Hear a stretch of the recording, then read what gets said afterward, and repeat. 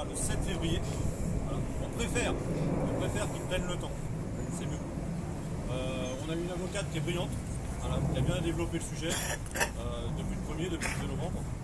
En face, ils n'ont pas grand-chose, que de la provocation en fait. En gros, il n'y a pas de salariés qui viennent à la prise de poste le matin. En gros, il n'y a pas de salariés qui viennent à la prise de poste de l'après-midi. On est 10 le matin. Il n'y a pas plus d'une dizaine de salariés.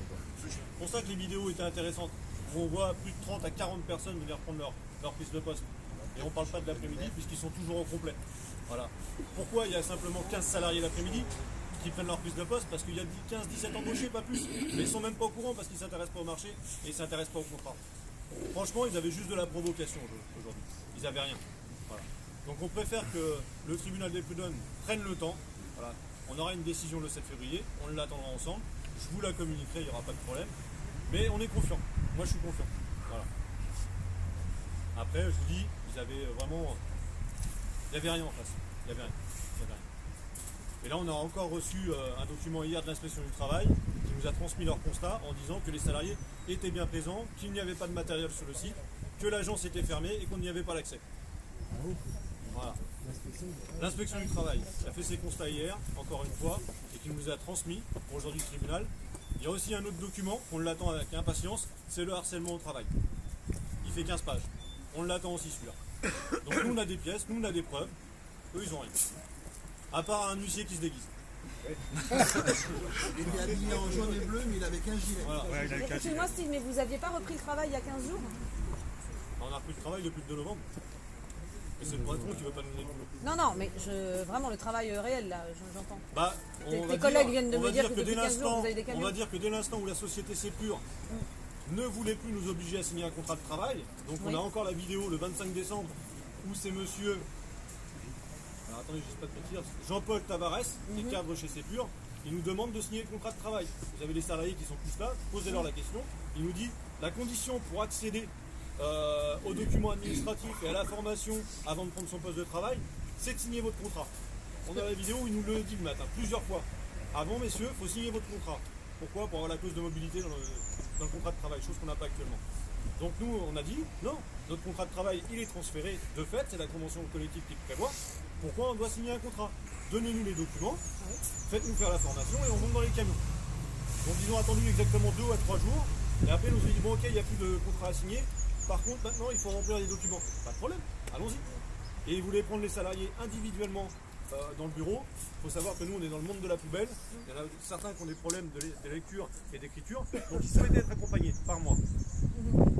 J'ai accompagné chaque salarié individuellement. Donc dès l'instant où ils ont dit ok monsieur Amis, vous pouvez accompagner les salariés, pas de problème, allons-y. Mais en quoi consistaient ces documents qu'on devait vous soumettre? C'était une fiche signalétique à l'embauche. Il fallait simplement remplir nom, prénom, adresse, Oui. le nombre d'enfants et les collectes qu'on faisait à la semaine. D'accord. On a tout donné. D'accord. On a tout donné. De Et au jour renseignements. d'aujourd'hui, ça tombe bien qu'on en parle, au jour d'aujourd'hui, la société Sépure nous a transmis un document en nous disant nous respecterons les affectations historiques, nous respecterons les équipages. Et bien aujourd'hui on le voit encore, ils ne le font pas. Demandez à tous les salariés qui sont ici présents, on nous change des collectes, on nous change des équipages. Et au jour d'aujourd'hui, plus grave, c'est qu'on a des personnes qui sont reconnues RQTH, donc qualité travailleurs handicapés, et qui n'ont pas de moyens de travailler, qui sont reclassés sur des Bennett 3 tonnes 5 et on ne leur donne pas les moyens de travailler. Et quand ces salariés-là se présentent en tenue, c'est pur, et qui disent monsieur je veux travailler, ah non c'est pas prévu, on ne mettra pas les moyens à disposition. Ils le disent clairement, ils veulent pas nous, ils veulent pas nous faire travailler depuis le début. Voilà. Et les salariés sont là, donc moi quand j'entends l'avocat adverse dire oh ils sont que 10 le matin, ah bon? C'est pour ça que je vous disais les gars, les vidéos c'est vachement important. Voilà. Donc ils verront bien les vidéos et ils constateront que quand il y a une foule qui arrive, 30 à 40 bonhommes, même plus, à voir le matin, oui, non, il n'y a pas 10 personnes. Non, il n'y a pas 10 personnes. Et pareil, ils nous disent, on n'est pas dans l'agence. Faux, on est dans l'agence. Mais la seule partie accessible de l'agence, c'est la machine à café. Et ça, c'est constaté par l'huissier. Ils prennent un café. Ah oui, on prend un café parce que l'accès au vestiaire est fermé, l'accès au sanitaire est fermé, mais aussi l'accès à l'exploitation. Les 2 rideaux de fer que vous avez, à aucun moment il a été ouvert pour que vous puissiez demander du travail. Il n'y a personne. Il y a un huissier et un encadrant derrière qui disent que non, ils ne nous adressent même pas la parole. Ils nous ont coupé l'électricité, interdiction d'accéder à l'agence, aux sanitaires, aux boissons chaudes. Ça, c'est la réalité. Ils n'ont rien en face. Donc je félicite ceux qui étaient à l'intérieur avec le comportement que vous avez eu, c'est-à-dire silence total. Je sais que c'était difficile d'entendre des bêtises que racontait leur avocat. C'était compliqué, mais c'est la réaction qu'il fallait avoir, les gars. Donc on attend la décision du 7 février. Maintenant, ils se rappellent que d'un seul coup, ils ont des salariés juste, donc on travaille à ce jour, il n'y a pas de problème. Mais on attend la décision du tribunal. Ok ? Et la paye de fin janvier. La paye de fin janvier. Puisqu'au mois de décembre, vous avez eu quelques jours de formation. Pourquoi vous n'avez pas été payé ces jours de formation? Parce qu'il ne veut pas de nous. Voilà. Est-ce qu'il va nous payer au mois de janvier? Point d'interrogation. Mais le mois de décembre et le mois de novembre, ils vous ont été payés? Non. Non. Alors que pourtant, on a fait plusieurs jours de formation. Moi, c'est Et on a moins 51 €. Et on continue à payer notre gasoil pour aller au travail sans argent de notre patron.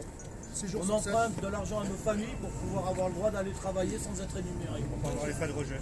Dès lors que vous êtes repris, effectivement, de toute façon, ça va se passer au tribunal. Il va devoir vous payer les arriérés, quoi. Oui. Qu'il vous doit. Donc, y compris la prime transport, enfin, le kilométrage, tout, quoi. La formation.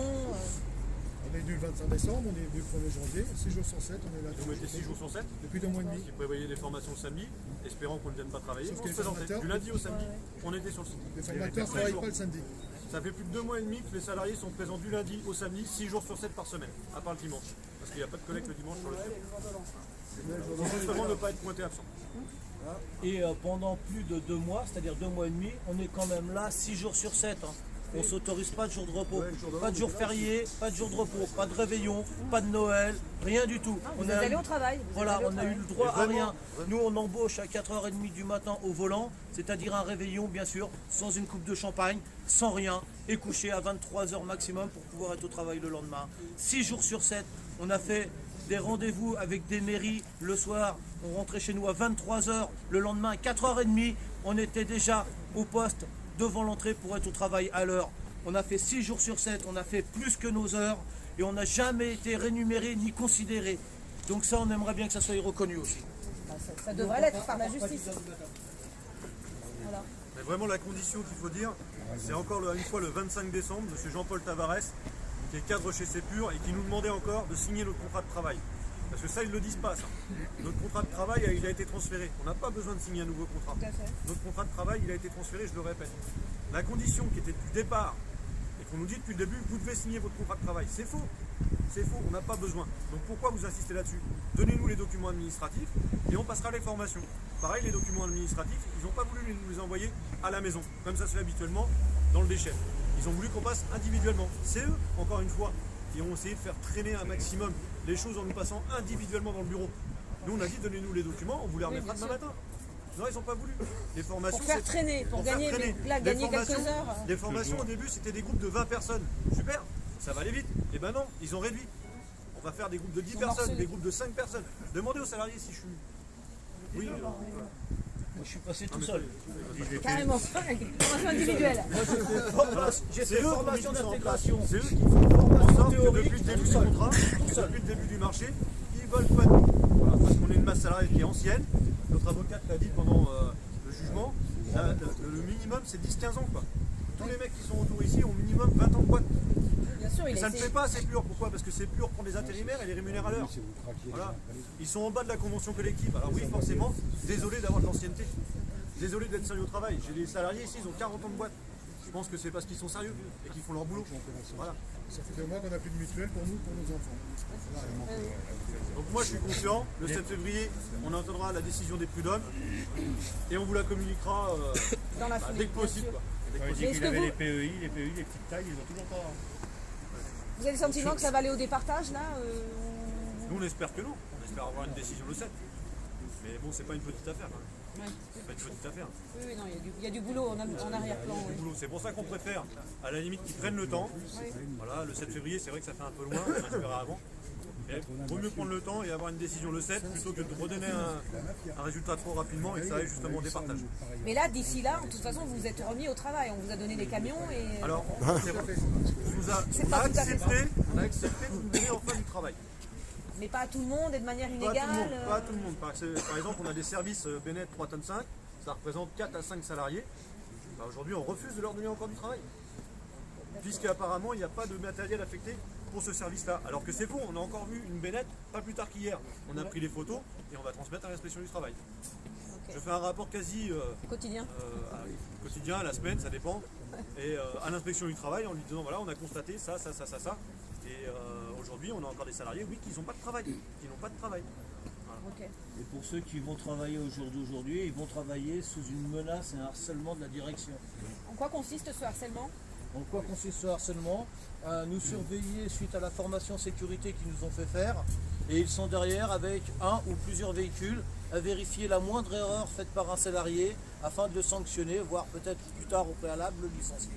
Au jour d'aujourd'hui, on a un salarié qui s'est arrêté pour ramasser un conteneur, il y avait des cartons à côté. Lui, voulant bien faire son travail, il a voulu ramasser le braque à côté.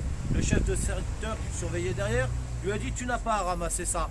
Dépêche-toi, tu bloques la rue. Qu'est-ce que le salarié a fait? Il a laissé les cartons, il a continué. Le conteneur d'après, il prend le conteneur, il l'accroche correctement, le règlement, il le remet en place correctement, règlement, il monte sur le marchepied et il repart.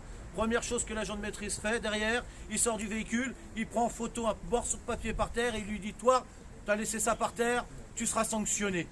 Voilà, tu seras convoqué, tu seras sanctionné. Voilà les pratiques que Sepur font. Monsieur Avis a la gentillesse de ne pas le dire. Il part en collecte, comme ils sont après lui. Il y a 3 véhicules qu'il surveille.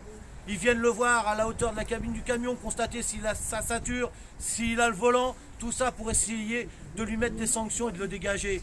Ça, c'est journalier. Tous les jours, quand on part, qu'on prend nos véhicules, on risque notre place, on risque d'être licencié. On nous force à essayer de nous faire licencier. Tous les jours, on va travailler la boule au ventre, l'envie de vomir. On est à moitié tous en dépression avec ce harcèlement-là. Et ce harcèlement-là, on le dénonce. On en a marre de le subir. Bravo.